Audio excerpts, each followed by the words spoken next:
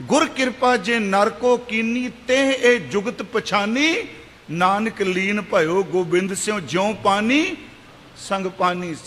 भेद ना जानो मूल साईं जेखा, ज्यों पानी संग पानी, जिवें पानी विच पानी लीन हो जाता है। हुण गुरु तेग बहादुर साहब दे दो शब्द बाकी तां सानू उपदेश देंदे आ। जिवें असीं ये पाठ पढ़ने ना जी, मन रे कौन को माता लीनी, परदारा निंदिया रस रचियो राम भगत ने कीनी। महाराज तां निंदिया दे नेड़े भी नहीं, पर तन दी गल बहुत दूर दी। वो अपने आप ते टुका के सानू समझाते पे ने।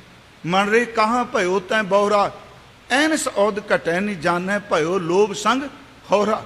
जाग लेहो रे मना जाग लेहो, कहाँ गाफिल सोया, जो तन उपजा संग ही सो पी संग। ये सानू समझा रहे आ, वो सुते कोई नहीं। खां दो शब्द 59 शब्दां विचों दो शब्द सच्ची मुच्ची वो गुरु तेग बहादुर दे अपने रूहानी जीवन की व्याख्या ने। मैं फिर बेनती करांगा, बाकी जे फर्स्ट परसन च कहा भी मैं मन इस तरह मन इस तरह, ये नहीं। देखो वो दो शब्द उन्हां दे जीवन की व्याख्या ने। एक तां जिहड़ा पढ़िया जो नर दुख मैं दुख नहीं माने, एक शब्द बसंत राग विच है माई। महाराज जी ने शब्द वरते है, मैं माई मैं धन पायो हर नाम, मन मेरो धावन ते छुटियो कर बैठो विश्राम। अपना जिक्र कर रहा, मेरा मन हुण भटकदा नहीं। मैं आप नूं फिर बेनती करा, उन्होंने अभेदता की गल कही, पर किवें अभेद होए फिर मैं अर्ज करांगा। सिर्फ इको सेतु है, इको तरीका है सिमरन। सिमरन तो बिना कुछ भी नहीं। महाराज ने दो श्लोक पढ़ो, जो प्राणी निस दिन भजै जिन्ना ना विसरै नाम, जो प्राणी निस दिन भजै रूप राम ते जान। साईं जेगा रूप राम ते जान, महाराज कहने ते नर खर अंतर नहीं, नानक साची मान। एक दूसरा श्लोक है, जे घट सिमरन राम को सो नर मुक्ता जान। फिर इत्थे बेनती, पहला श्लोक, जो प्राणी निस दिन भजै रूप राम ते जान, खार जन खार अंतर नहीं। ये तुक है, नानक साची मान। जे कट सिमरन राम को सो नर मुक्ता जान, ते नर खार अंतर नहीं, नानक साची मान। साची मान दोनों च वरत्या कि लोगों किते भुलेखे च ना रह जाओ। मेरी बेनती है, सिमरन उस तक ले जाता है जिन्हों याद करने आ। गुरमुखो सच एवे है तो वह अंदर ही ना। सवाल हुण ते सवालों का उत्तर देने भी दिल नहीं करता। देखो वाहिगुरू शब्द आप जपदे हो, मूल मंत्र करदे हो, बाणी पढ़दे हो, सच एवे एक तुक भी कोई अंदर चलती रहे, वो भी पार उतारा करेगी। कई बार मन च आउंदा है भी ये जिहड़ा वाहिगुरू वाहिगुरू कहंदे ने भाई साहब ने, उंज तां अमृत वेले की मर्यादा गुरु नानक साहब ने ही बन दी। जे तुसी गुरु ग्रंथ साहब दर्शन करो तो शेख फरीदुद्दीन मसूद गंजे शक्कर उन्होंने असल च अमृत वेले का जिक्र बाबा फरीद साहब ने भी किया। पिछल रात ना जाग्यो जीवदड़ो मोयो है, जां उन्होंने दे शब्द असी पढ़ने कि पिछल रात उठो। गुरु नानक साहब ने अमृत वेले की गल की। मैं एक बार कहा सी, अमृत वेला शब्द सिर्फ बाबा जी का है, किसी भी धर्म ग्रंथ विच भारत विच शब्द पहला वरतींदा ही नहीं सी। अमृत वेला सच नाओ वडियाई विचार। पर गुरमुखो अमृत वेले का जागना, अमृत वेले की साधना, अमृत वेले का सिमरन, ये सतगुरां ने सिखां ते बहुत वड्डी किरपा की। ते जेड़ा श्रीमान भाई साहब भाई जसबीर सिंह हुणां ने सच एवे वो जाग, हालां ये नहीं कि काल पै गया। अमृत वेला संगतां सांभदियां ने, अमृत वेला दरबार साहब विच गए। उंज वैसे मैं कहना उन्ना जिहड़ी दरबार साहब की मर्यादा है ना, वो गृहस्थी दे जीवन ते बड़ी ढुकदी है। याद रखियो, सुख आसन तो लैके अमृत वेले दे प्रकाश तक गर्मियां होण सर्दियां होण तकरीबन 7 घंटे 6-7 घंटे का समा मिलता है। तो गृहस्थी वास्ते आराम करना भी, किरत वाले से आराम भी जरूरी सी। हुण उत्थे महाराज जी ने जिहड़ा अमृत वेले की गल कही, श्रीमान भाई साहब भाई जसबीर सिंह जी उन्होंने सच एवे उन्होंने जाग लाई, जागृति पैदा की। फिर दोबारा कि सिखो ਅੰਮ੍ਰਿਤ ਵੇਲੇ ਹੋਕੇ ਦਿਓ, ਅੰਮ੍ਰਿਤ ਵੇਲੇ ਪਪੀਏ ਹੋ ਕੇ ਪੁਕਾਰੋ, ਅੰਮ੍ਰਿਤ ਵੇਲੇ ਸਾਈਂ ਦੇ ਦਰ ਤੇ ਫਰਿਆਦ ਸੁਣੀ ਜਾਂਦੀ ਹੈ।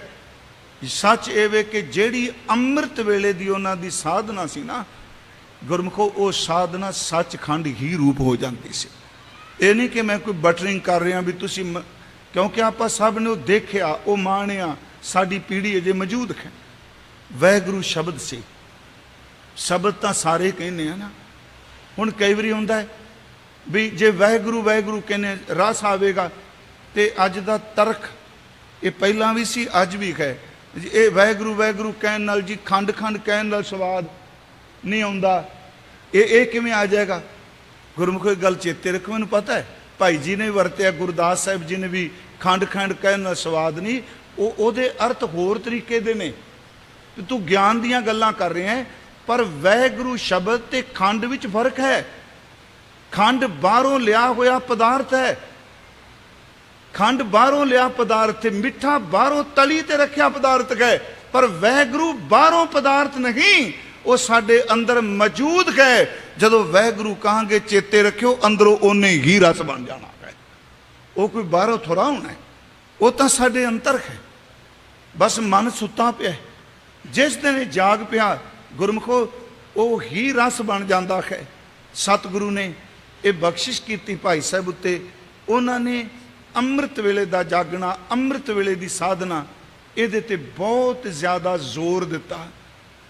ਇਹ ਗੱਲ ਅਖੀਰ ਤੇ ਮੈਂ ਹੋਰ ਕਹਿ ਕੇ ਕਿ ਜਿੱਥੇ ਵੀ ਕੋਈ ਬੰਦਗੀ ਕਰਨ ਵਾਲਾ ਹੈ, ਠੀਕ ਹੈ ਸਰੀਰਕ ਤੌਰ ਤੇ ਭਾਈ ਸਾਹਿਬ ਕਹਿ ਰਹੇ 15 ਸਾਲਾਂ ਦਾ ਜ਼ਿਕਰ ਕੀਤਾ। ਗੁਰਮੁਖੋ 15 ਸਾਲ ਦੀ ਥਾਂ ਕਮਾਈ ਵਾਲੇ ਨੂੰ ਭਾਵੇਂ 15,000 ਸਾਲ ਵੀ ਹੋ ਜਾਣ, ਉਹ ਕਦੀ ਕਿਤੇ ਨਹੀਂ ਜਾਂਦਾ ਹੁੰਦਾ। ਮਨ ਚਾਹੇਗਾ ਕਿ ਉਹ ਮੁਕਤ ਨਹੀਂ ਹੁੰਦੇ, ਜਿਵੇਂ ਆਪਾਂ ਕਹਿੰਦੇ ਮੁਕਤ ਨਹੀਂ ਹੋਏ। ਗੁਰਮੁਖੋ ਵੇਖੋ ਬੜੀਆਂ ਗੱਲਾਂ ਸਪਸ਼ਟ ਜੇ। ਹੁਣ ਜਦੋਂ ਅਸੀਂ ਕਹਿੰਦੇ ਜੀ ਮੁਕਤੀ ਮਿਲ ਜਾਏ, ਰੱਬ ਤਾਂ ਖੁਦ ਨਹੀਂ ਮੁਕਤ ਹੋਇਆ, ਸੰਸਾਰ 'ਚ ਵਿੱਚ ਵਿਚਰਦਾ, ਆਪਾਂ ਕਿਹੜੀ ਮੁਕਤੀ ਪਿੱਛੇ ਭੱਜੇ ਫਿਰਨੇ। ਮੈਂ ਤੇ ਕਹਿੰਦਾ ਹਰ ਜਨਮ ਦਈ ਤੇ ਸਿੱਖਾਂ ਦੇ ਘਰ 'ਚ ਜਾਈ, ਆਪਣੀ ਪ੍ਰੇਮਾ ਭਗਤੀ ਦੀ ਕਾਰ ਹੀ ਬਖਸ਼ੀ, ਇਦੋਂ ਵੱਡੀ ਮੁਕਤੀ ਕੀ ਹੈ? ਮੁਕਤ ਬਪੜੀ ਵੀ ਗਿਆਨੀ ਤਿਆਗ ਹੈ। ਸਤਿਗੁਰੂ ਸੱਚੇ ਪਾਤਸ਼ਾਹ ਮਹਾਰਾਜ,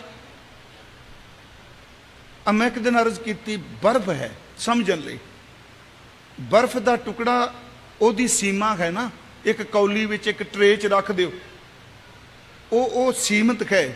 ਤੇ ਜਦੋਂ ਉਸ ਬਰਫ਼ ਨੂੰ ਬਾਹਰ ਰੱਖ ਦਿਓ, ਪਿਘਲ ਕੇ ਉਹ ਥਾਂ ਬਰਫ਼ ਨਾਲੋਂ ਜ਼ਿਆਦਾ ਘੇਰੇਗੀ, ਪਾਣੀ ਜ਼ਿਆਦਾ ਥਾਂ ਤੇ ਫੈਲੇਗਾ। ਬਰਫ਼ ਥੋੜੀ ਹੈ, ਪਰ ਪਾਣੀ ਪਿਘਲ ਕੇ ਜ਼ਿਆਦਾ ਥਾਂ ਤੇ ਫੈਲ ਗਿਆ। ਪਰ ਜਦੋਂ ਖਵਾ ਦੀ ਸੰਗਤ ਮਿਲੇਗੀ ਨਾ, ਉਦੋਂ ਸੱਚੀ ਮੁੱਚੀ ਸਰਬ ਵਿਆਪਕ ਹੋ ਜਾਏਗਾ, ਪਰ ਮਰੇਗਾ ਨਹੀਂ। ਪਾਣੀ ਦੀ ਉਦਾਹਰਨ, ਮਰੇਗਾ ਉਹ ਸੱਚੀ। ਜਿੰਨੀ ਦੇਰ ਤੱਕ ਦੇਹ ਹੈ, ਇਹ ਬਰਫ਼ ਬਣੀ ਹੈ, ਇਹਦੀ ਸੀਮਾ ਹੈ। ਸਿਮਰਨ ਕਰਦਿਆਂ ਪਿਘਲੇਗਾ ਤੇ ਮਨ ਵਿਸ਼ਾਲ ਹੋਵੇਗਾ। ਬੰਦਗੀ ਕਰਨ ਵਾਲਾ ਜਦੋਂ ਪਹੁੰਚ ਜਾਏ, ਜੋ ਭਾਈ ਸਾਹਿਬ ਗਾ ਕੇ ਗਏ, ਸਾਈਂ ਜਿਹਾ, ਉਹ ਤਨ ਦੇ ਠੀਕਰੇ ਨੂੰ ਭੰਨਣ ਤੋਂ ਬਾਅਦ ਸਰਬ ਵਿਆਪਕ ਹੀ ਹੋ ਜਾਂਦਾ ਹੈ। ਮਹਾਰਾਜ ਸੱਚੇ ਪਾਤਸ਼ਾਹ ਜੀ ਦੀ ਇੱਕ ਉਦਾਹਰਨ ਦੇ ਕੇ ਕਿ ਗੁਰਸਿੱਖ ਅਭੇਦ ਹੁੰਦਾ ਹੈ, ਪਰ ਮੰਗਦਾ ਫਿਰ ਵੀ ਸਿੱਖੀ ਹੈ, ਸੱਚੀ ਹੈ। ਧੰਨ ਗੁਰੂ ਅਮਰਦਾਸ ਸੱਚੇ ਪਾਤਸ਼ਾਹ ਗੋਇੰਦਵਾਲ ਸਾਹਿਬ ਨੇ, ਤੇ ਮਹਾਰਾਜ ਉਹਨਾਂ ਦੇ ਦਰਸ਼ਨ ਕੀਤਿਆਂ ਭੱਟ ਕਹਿੰਦੇ ਆ ਕਿ ਗੁਰੂ ਰਾਮਦਾਸ ਨੇ ਸਿਰਫ ਭਾਵਨਾ ਨਾਲ ਜਦੋਂ ਦੀਦਾਰ ਪਾਏ, ਤੇ ਉਹ ਪਹਿਲੀ ਝਲਕ ਵਿੱਚ ਹੀ ਗੁਰੂ ਰਾਮਦਾਸ ਨੂੰ ਸਾਰੇ ਦੁੱਖ ਪਿਛਲੇ ਚਲੇ ਗਏ। ਵੈਸੇ ਗੁਰੂ ਨੂੰ ਕੋਈ ਦੁੱਖ ਨਹੀਂ ਵਿਆਪਦਾ, ਮਾਂ ਚਲੀ ਗਈ, ਬਾਪ ਚਲਾ ਗਿਆ, ਸ਼ਰੀਕਾਂ ਬਹੁਤ ਕੁਛ ਕਿਹਾ, ਗੁਰੂ ਮੁਖ ਦੇਖ ਗਰੂ ਸੁਖ ਪਾਇਓ, ਬਹੁਤ ਵੱਡਾ ਸੁਖ ਮਿਲਿਆ। 22 ਮੰਜੀਆਂ ਸਥਾਪਨ ਕੀਤੀਆਂ ਸੱਚੇ ਪਾਤਸ਼ਾਹ ਜੀ ਨੇ। 22 ਮੰਜੀਆਂ ਦੇ ਇੰਚਾਰਜ ਧੰਨ ਬਾਬਾ ਬੁੱਢਾ ਸਾਹਿਬ ਜੀ ਨੂੰ ਲਾਇਆ। ਇਹਨਾਂ ਕੋਲ ਇੱਕ ਸਿੱਖ ਰੋਜ਼ ਆਉਂਦਾ ਸੀ। ਮੈਂ ਸਿਰਫ ਇਹ ਕਹਿ ਕੇ ਸਾਖੀ ਰੂਪ ਅਭੇਦਤਾ ਹੈ, ਪਰ ਇਹਨੂੰ ਅਹਿੰਗ ਬ੍ਰਹਮ ਸਮੀਲ ਲੈਣਾ ਨਹੀਂ ਜੀ। ਅਸੀਂ ਤਾਂ ਪਹੁੰਚ ਗਏ ਹਾਂ ਜੀ। ਕਈ ਬੰਦੇ ਨਿਤਨੇਮ ਛੱਡ ਜਾਂਦੇ ਆ, ਸੱਚੀ ਜੋ ਨਿਤਨੇਮ ਛੱਡ ਜਾਣਗੇ, ਨਹੀਂ ਜੀ ਅਸੀਂ ਤਾਂ ਅਗਲੀ ਕਲਾਸ ਤੁਰ ਗਏ ਹਾਂ। भाई नंद लाल साहब कहते हैं सिर तो लैके पैरां तक, पैरां तो लैके सिर तक बंदगी का रूप हो जी, पर कदी गुरु की मर्यादा नूं खंडित नहीं करीदा हुंदा। ये साडी सिੱਖੀ है। इन्हां कोल एक सिख रोज़ आउंदा सी, सुल्तानपुर दे नेड़े पिंड डल्ला, आप जी ने दर्शन किए होने ने, रोज़ आउंदा सी। उस सिख का नाम सी भाई पारो। असल च ये सिख धन गुरु अंगद साहब दे कोल गया, भाई पारो, ते महाराज दे अंतले समय का वाकया है कि धन गुरु अंगद साहब जी नूं पुछदा जी हंस तां बड़े सुनी दे आ, ते परमहंस कौन हुंदा है? इतिहास सुनिया होना है, मैं संखेप कहा। महाराज कहंदे आ तू परमहंस की व्याख्या पूछनी है कि परमहंस बनना है? उत्थे दस दिता हंस दुध पानी वाह करदा, हंस तर सकदा है। कहन लगे परमहंस बनीदा है? महाराज कहंदे बन जाईदा है, शरीर विच रह के अशरीरी, देह विच रह के बदेही। कहन लगा महाराज बन जागा? कहते ने हाँ। मत्था टेक के तुर लगा ते सतगुरु पुछदे ने कित्थों आया है? कहंदा पारों आया। पंजाबी का शब्द वरत्या ना, खडूर साहब परले पासे सी ब्यास दे।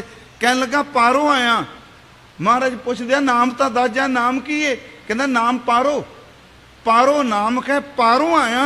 ते आवाज देख के कहंदे ने पारों आया, उरार वाले कोल आउंदा रही, गोइंदवाल उरार वाले कोल आउंदा रही। जेड़ी व्याख्या अज तू पुछ गया एक दिन इस मुकाम ते तेनू पहुंचा देवेगा। सच्ची मुच्ची उस दिन दी जाग लगी, भाई पारो परमहंस बन गया।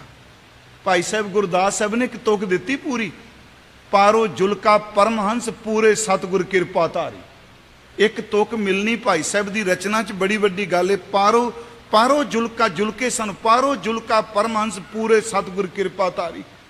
इन्हां क्या जाता है, रोजाना डल्ले पिंड तो अमृत वेले निकलते सन घोड़ी ते, बाणी पढ़दे जाना। एक बड़ी अजीब लगेगी आम लोगों को, सच्ची मुच्ची रूखानियत का रस्ता ही अजीब है। ये ज्ञानियों के वस का काम नहीं, जे याद रखो, ये मरिया होया दे वस का है। तो याद रखियो जिदन कोई बंदा मर जाए लोग मोढे ते उदन ही चुक लेंदे आ। जिदन बंदिया तेरे अंदरों मर गया ना, तेरा सत्कार अपने आप ही होने लग पैना। वो जो चलते सन तो बाणी बोल के पढ़नी उन्होंने, इन्नी रसदायक बाणी पढ़ते, रस च कहते हैं उन्हों की घोड़ी के पिछे पंछी उड़ते होंगे सन। पंछी को एक सोझी है, जे असीं कहिए नहीं जी कला इंसान, ठीक है वो 84 का सरदार है, पर यह सरदारी का दी कर रहे, हूँ तो बदमाशी कर रहे हैं। 84 का सरदार तां है अकल करके, ते सरदारी तां कायम है जे बंदगी कर रहा है। जे बंदगी नहीं कर रहा दूजियां दूना उत्ते बदमाशी कर रहा है।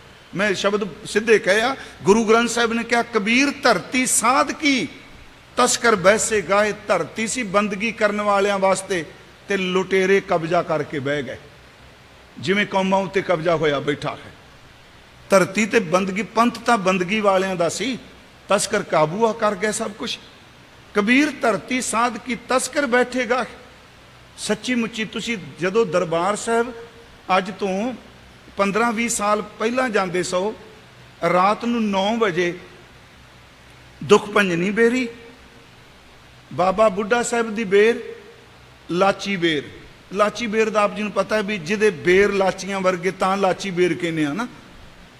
रात नूं चिड़ियां ऐ लगदा सी जिवें चिट्टा कपड़ा किसी ने थल्ले विछाया होवे, इन्नियां चिड़ियां बहिंदियां सन।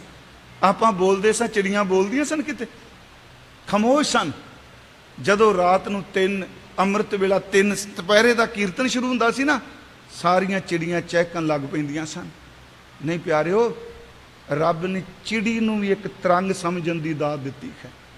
जदों बंदगी करन वाले बैठदे आ, उन्हां दे शरीर दीयां तरंगां पंछियां ते भी असर करदियां।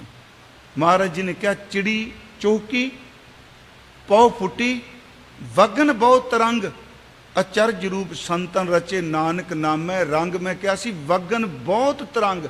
टीकाकार गुरमुखां ने अर्थ यही कीते ने, हवा बहुत चलदियां ने। नहीं गुरमुखो, बहुत तरंग दा अर्थ हवा नहीं।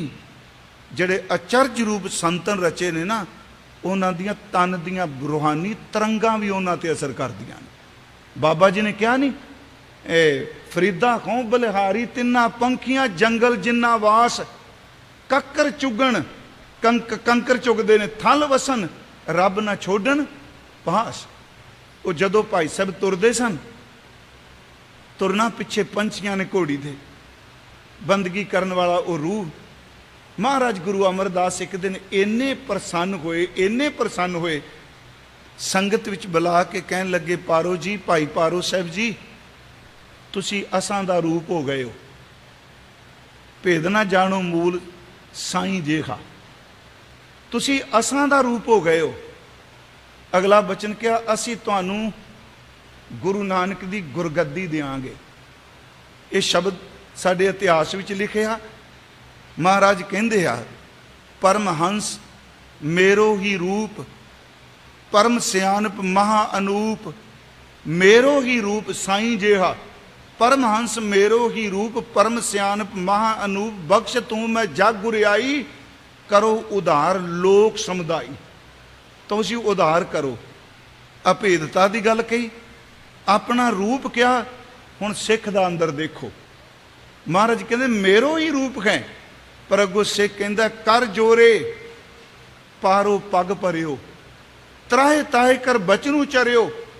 प्रभ जी गुर सिखी मुझ भावै, गुर आई सतगुरै सहावै, मैं नहीं गद्दी जोगा, एक किरपा करो मैनू सारी जिंदगी अंतले समय तक अपनी गोदी बख्श दे, सिर मैनू अपनी गोदी बख्शो। मैं अर्ज की अभेदता है गुरु घर च, पर ज्यों ज्यों कोई अभेद हुंदा है, सच्ची जी अभेद होए, बूंद उन्नी देर तक ही वखरी कह, नदी उन्नी देर तक शूकदी है जिन्नी देर तक दरिया नदी समुंदर च नहीं मिल जाते।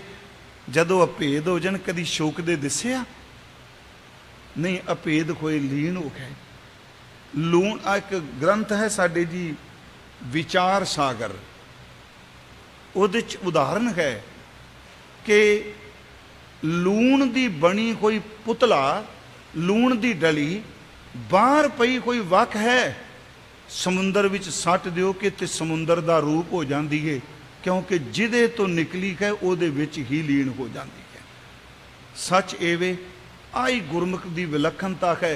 ये थोड़ा क्या मरण तो बाद अभेदता हो गई, इत्थे गुरु कहंदा जिहड़े बंदगी करते हैं वो सवास चलदियां उहदा रूप हो जाते हैं।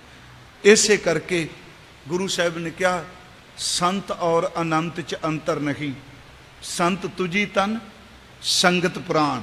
ये अखीरला शब्द होंदा रविदास भणे जो जाने सो जान, संत अनंत है अंतर नहीं, संत में और अनंत में अंतर नहीं। हर हर जन दुए एक है, बिब विचार कछ नाही। जहाँ कबीर साहब दा ले लो, हर जन ऐसा चाहिए जैसा हर ही होए। भगत विच ते भगवंत विच कोई अंतर नहीं। महाराज कहने दास अनन मेरो निज रूप, वो मेरा रूप हो जाता है। गुरमुखो सीधी गल जे, वाहिगुरु कोई जपेगा सिमरन करेगा तो गुर प्रसाद वरतेगी, सच्ची मुच्ची गुरु उन्हूं मरण तो पहला ही अपने विच अभेद कर लैंदा है, अपने विच अभेद अपना रूप बना लैंदा है। उहदे विचों फिर गुरु वरतदा है, उन्हूं फिर गुरसिख कहा जाता है। मैं फिर अर्ज करांगा समाप्ति ते। एक बारी मैं कहा सी पिछले दिनी, मैं हुण ये डेरा बाबा नानक मैं परसों चौथ कथा की, मैं बेनती की गुरमुखो सच ये वे कि गुरु जिउंदे जी सिख नूं अपना सारे गुण बख्श दिंदा है। तो ये सच है जे गुरु ना मास्टर है, ना गुरु टीचर कहो, ना गुरु नूं आचार्य कहो, ना गुरु ठीक है उस्ताद शब्द वरतदे आ। सच ये वे कि गुरु विच प्रतख परमात्मा वरतदा है। सिख केवल स्टूडेंट नहीं, सिख विच सतगुरु वरतन लग पैंदा है। इसे करके गुरु रामदास शुरुआत सिख तो करते आ ते संपूर्णता गुर सिख तो करते आ। सतगुर सतगुरु का जो सिख खाए, सिख तो सो भलकै उठ। आ भाई साहब ते ढुकदियां ने तुकां, बाकी फिर भी डर लगता है। मैं सच्ची दावा नहीं करता दाता जी, ਇਹ ਤੂੰ ਜਾਣਨਾ ਤੇ ਜਾਂ ਉਹ